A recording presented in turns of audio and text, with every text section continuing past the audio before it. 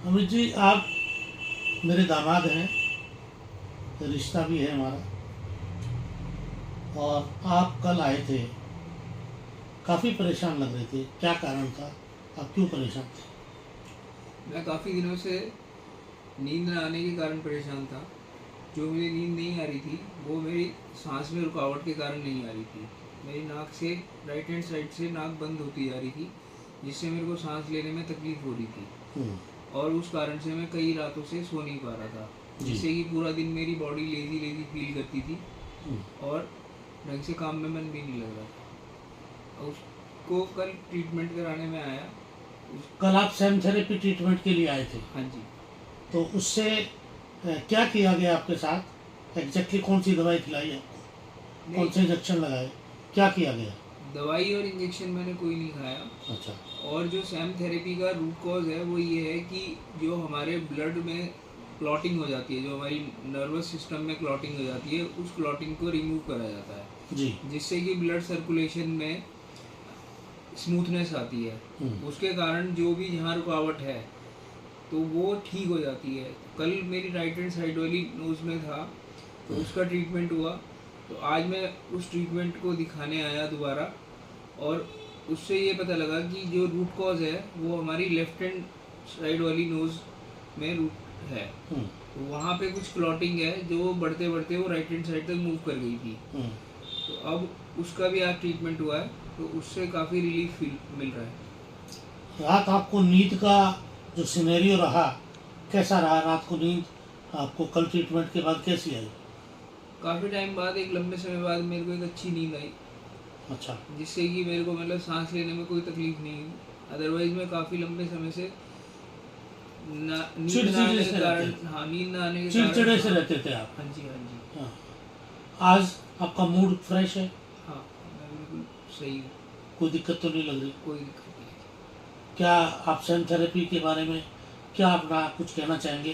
क्योंकि आप तो उसका एक्सपीरियंस काफ़ी ले चुके हैं, अपने लिए, अपने परिवार के लिए, अपने दोस्तों के लिए, हाँ जी। अपने और जानकारों के लिए भी क्या कहना चाहेंगे?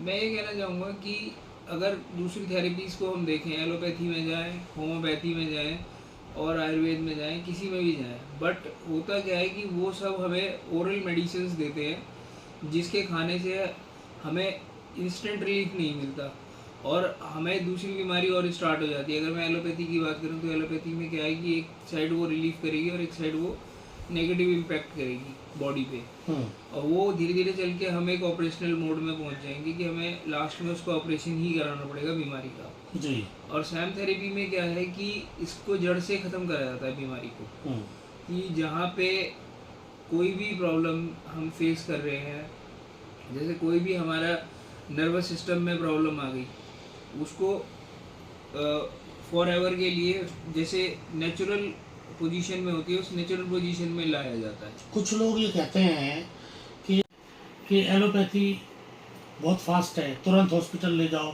वहाँ पर रिलीफ मिल जाएगा। क्या आपको ऐसा लगता है कि एलोपैथी सेम थेरेपी से भी फास्ट है? फास्ट नहीं है वो। क्या है कि वो एक, लोगों की मजबूरी है। बस ये है कि लोगों को सैम थेरेपी के बारे में ज़्यादा अवेयरनेस नहीं है, और सैम थेरेपी इतनी इजीली अवेलेबल भी नहीं है, इसके अदर सेंटर्स भी नहीं है, ठीक है। और हर किसी को ये, मतलब इसको अभी अगर देखा जाए तो अभी और ग्रूमिंग की ज़रूरत है और पब्लिसिटेशन की ज़रूरत है, लोगों में अवेयरनेस की ज़रूरत है, कि अभी लोगों को पता ही नहीं है।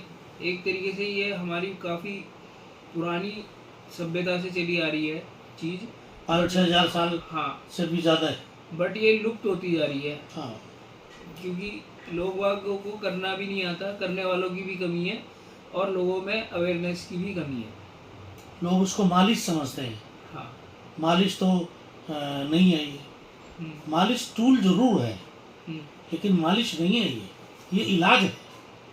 मालिश नहीं है। मालिश एक एक्चुअली क्या होता है, मालिश जस्ट मालिश करी और उससे जो क्लॉटिंग है उसको नहीं खोला जाता। लेकिन यहाँ पे क्या है कि एक मसाज के थ्रू एक प्रेशर देना है हमें, किस उस पे बीमारी पे कितना प्रेशर देना है, तो वो भी डेंसिटी जो है वो जो कर रहे हैं डॉक्टर्स, उनको ज़्यादा बेटर पता है। बिकॉज क्या है कि अगर हम 10% का प्रेशर देना है और वहाँ 20% का दे देंगे तो भी चीज़ें ख़राब हो जाएंगी। बिल्कुल। तो 10% देना है तो 10% देना है, कहाँ 50 पर कहाँ 5% देना है। तो वो नॉलेज होना एक बहुत लंबे समय के बाद और बहुत एक्सपीरियंस के बाद आता है। आप BCom LLB हैं, हाँ जी। एक वकील साहब भी हैं, हाँ। आपने वकालत की भी कुछ प्रैक्टिस करी है कभी, हम्म, और आजकल आप एक जापानी कंपनी में उनका ट्रेजरी हेड हैं, वो देखते हैं आप सारा अकाउंट्स का सिस्टम। तो आप एक पढ़े लिखे तबके को क्या मैसेज देंगे सैम थेरेपी के बारे में? सैम थेरेपी के बारे में मैं यही मैसेज देना चाहता हूँ कि जैसे से लोगों को अगर अपने आप को जो लाइफ स्टाइल है उसको सही रखना है, बिजी लाइफ स्टाइल को अगर सही रखना है, अगर आज की डेट में हम किसी भी एलोपैथी के पास जाते हैं वहाँ घंटों की वेटिंग होती है, ज़रा ज़रा सी मेडिसिन लिखने के भी वो चार्जेस लेते हैं और वो मेडिसिन हमारी बॉडी को सही भी नहीं कर रही। जो हमें लगता है कि वो सही कर रही है वो हमारे नर्वस सिस्टम को एक तरीके से सुन्न कर रही है। एक बहुत बड़ा रेफरेंस मेरे को याद आ गया, आपके जो रियल बहनोई हैं हम्म, राजीव भारद्वाज जी, हम्म, वो विदेश में काम करते थे, शायद वो जर्मनी में थे या कहाँ थे, और कंप्यूटर लाइन में थे, हम्म, अच्छे ऊंचे पद पे, हम्म, लेकिन उनको सर्वाइकल पेन होने के कारण हम्म, वो नौकरी छोड़ के इंडिया आ गए थे, हम्म, क्योंकि वो नौकरी कर नहीं पा रहे थे, हम्म, उनको बहुत ज़्यादा तकलीफ थी। वो हमारे पास आए थे 2-3 साल पहले, आपको याद होगा, हाँ जी। उनका इलाज हमने किया था। हम्म, आज वो बिल्कुल परफेक्ट है, हम्म, 2-3 बार जरूर आए हैं वो भी, हम्म, लेकिन आज वो कोई शिकायत नहीं है उनको, हम्म, और अपना काम खूब कर पा रहे हैं। यहाँ इंडिया में नौकरी कर रहे हैं, वहाँ हो सकता है पैकेज ज़्यादा रहा हो यहाँ इंडिया के हिसाब से, लेकिन वो खुश हैं। आपको कोई ऐसी बात तो नहीं पता चली कि वो बीमार हैं आजकल भी?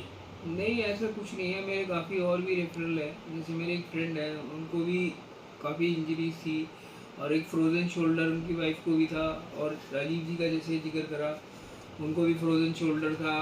पूरा क्या कहते हैं ये सिस्टम सर्वाइकल की वजह से काम नहीं कर पा रहे थे। तो इसका कारण ये होता है कि हमारे ब्लड के अंदर क्लॉटिंग हो जाती है। जो हमारी नर्वस सिस्टम है, नसें हैं, जो हमारी नसों में ब्लड ढंग से सर्कुलेट नहीं हो पाता, जिस वजह से वो अकड़ जाती हैं, स्टिफ हो जाती है। तो जब उसको सप्लाई नहीं मिलती तो हार्डनेस आ गई, हार्डनेस आ जाती है, तो फिर गर्दन वो घुमाने में भी दिक्कत है। मूवमेंट करने में दिक्कत आती है जी। तो उस मूवमेंट ना करने की सिचुएशन को रिजॉल्व यहाँ करा जाता है। वो ठीक हो जाती है। हाँ, अगर चलिए, आप इस बात को समझ गए, आपका बहुत बहुत धन्यवाद।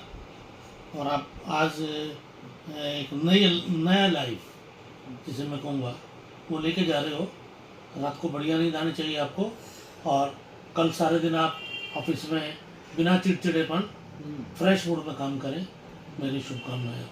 बहुत बहुत धन्यवाद। Thank you. नमस्कार।